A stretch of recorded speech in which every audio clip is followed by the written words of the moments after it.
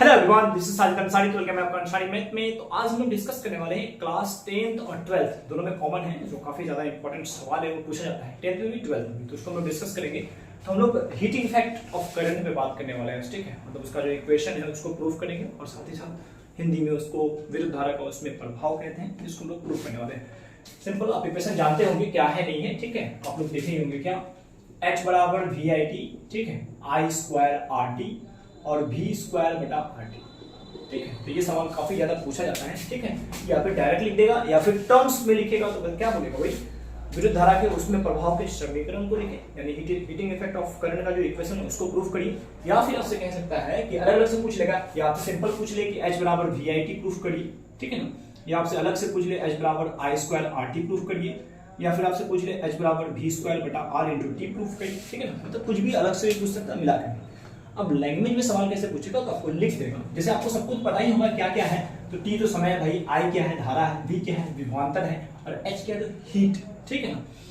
उसी तरह से आर तो जानते हैं प्रतिरोध है, ठीक है। तो ये सब चीज आपको पता होना चाहिए। तो इसी तरह से लैंग्वेज में प्रश्न जो पूछेगा ना मिक्स कर देगा, ठीक है ना। जैसे आपसे पूछ लेगा कि विद्युत धारा के उसमें प्रभाव, आप क्या बोलिए कि विभवांतर, धारा, समय और प्रतिरोध के बीच संबंध बताएं। इस तरह से भी सवाल लैंग्वेज बना के पूछ लेता है, ठीक है। आपको पता होना चाहिए कैसे कैसे सवाल पूछने हैं। तो आइए इसको हम प्रूफ करते हैं, ठीक है, सीखेंगे कैसे बनेगा, ठीक है। काफी ज्यादा इंपॉर्टेंट है, तो समझने की कोशिश करिएगा इसको अच्छे से।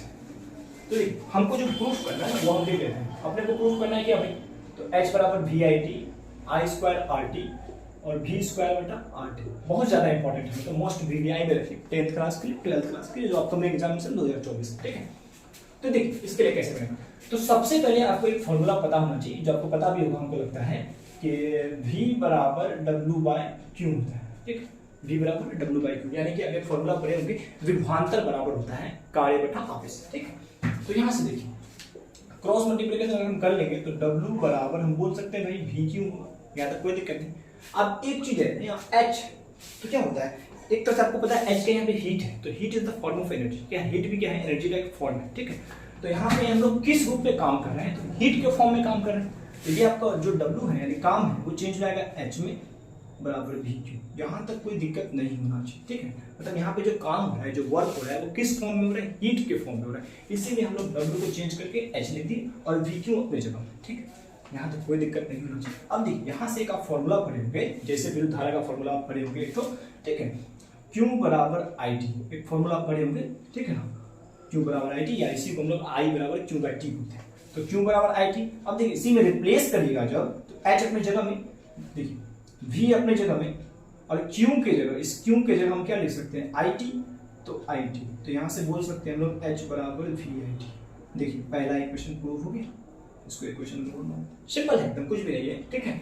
क्या था एक बार और थोड़ा सा समझने की कोशिश करते हैं, ठीक है। आप पढ़ चुके हैं v बराबर w by Q, cross multiplication के तो w बराबर v क्यू हो गया। अब हम क्या बोले, यहाँ पे जो काम हो रहा है ना वो हीट के फॉर्म में हो रहा है, तो काम को हम h के फॉर्म में चेंज कर दें, ठीक है।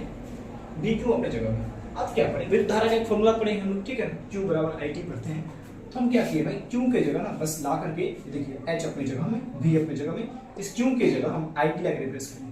तो पहला इक्वेशन बन गया H बराबर वी आई टी। आप देख भी सकते हैं कि पहला हम लोग का प्रूफ हो गया, ठीक है। आगे बढ़ते हैं, ठीक है, एकदम सिंपल है, बस देखिए फोकस करके समझ में आ रहा है। अब देखिए H बराबर जो वी आई टी है उसको रहने दीजिए। अब ओम का नियम आप लोग पढ़े होंगे, ओम का नियम क्या होता है भाई, ठीक है ना, आपको बताया हुआ अच्छे से, ठीक है ना। ओम का नियम क्या होता है, सिंपल में कहे कोई अगर रास्ते में भटकते रास्ते में पूछ ले आपसे भाई ओम का नियम क्या होता है, आप सिंपल V बराबर आई आर बोल के निकल सकते हैं, ठीक है। तो ओम के नियम के अनुसार क्या होता है, ओम के नियम से देखेंगे तो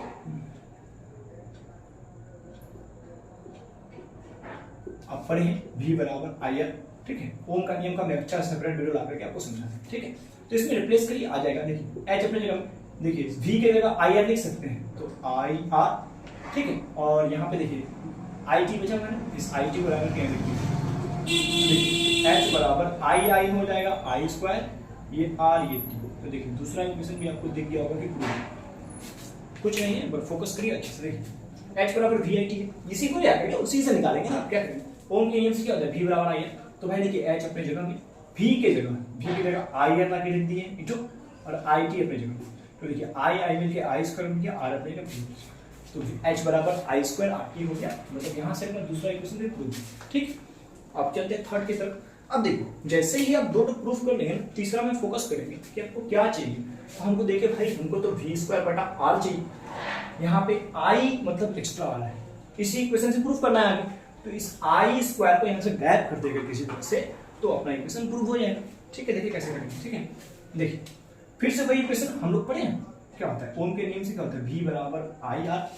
तो भाई यहाँ से i निकाल लेते हैं, तो r को यहाँ लाके नीचे रख सकते हैं, v बटा i मतलब v बटा r जो है i बन गया। अब देखिए इसमें जाके बैठाइए, एकदम आराम से बन जाएगा।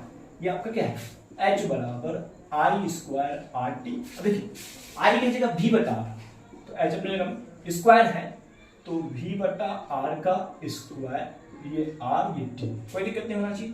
h अपने देखिए दोनों तरफ स्क्वायर की जगह तो v स्क्वायर, नीचे भी r स्क्वायर, ये r ये t, देखिए एक r स्क्वायर से खत्म हो जाएगा तो बचा क्या, तो देखिए v स्क्वायर बटा r इंटू हो गया प्रूफ, इक्वेशन नंबर 3 मान लीजिए इसको। ठीक है, तो आप देख सकते हैं हम लोग सिंपल में समझ चुके हैं, प्रूव हो गया है तीनों। देख लीजिए पहला इक्वेशन में वी आई टी चाहिए था, प्रूव हो गया।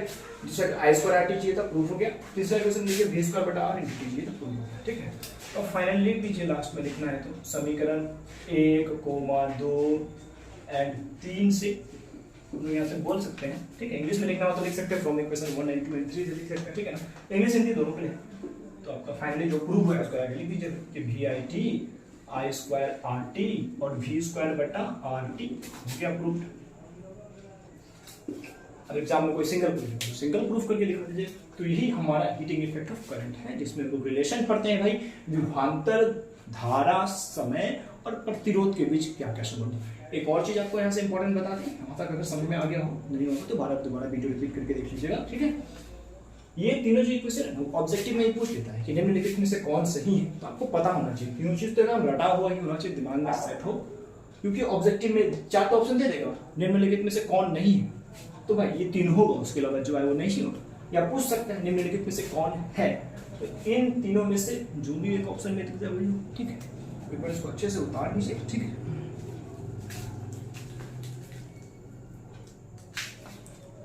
ठीक है, फाइनली लगता है हमको कि समझ में आ गया होगा। ठीक है, तो आप अपना राय देंगे कितना समझ में आया नहीं आया, नहीं तो और अच्छे से हम इसको बताने की कोशिश करेंगे आपको नेक्स्ट वीडियो में। ठीक है, तो ये क्वेश्चन क्लास 10 के लिए हम बता दें आपको, ये आपको 10th वालों के लिए भी है और 12th वालों के लिए, दोनों में पूछता है इस क्वेश्चन को। ठीक है, कॉमन रख लीजिए और मोस्ट भी आई है 5 नंबर के लिए, आप प्रीवियस ईयर को उठा के देख सकते हैं, आपको दिख जाएगा उसमें। ठीक है, तो चलिए हम लोग मिलते हैं नेक्स्ट वीडियो में, तब तक के लिए जुड़े हैं अंसारी मैथ के साथ, हमारे चैनल को सब्सक्राइब करें, मिलते हैं नेक्स्ट। ठीक है।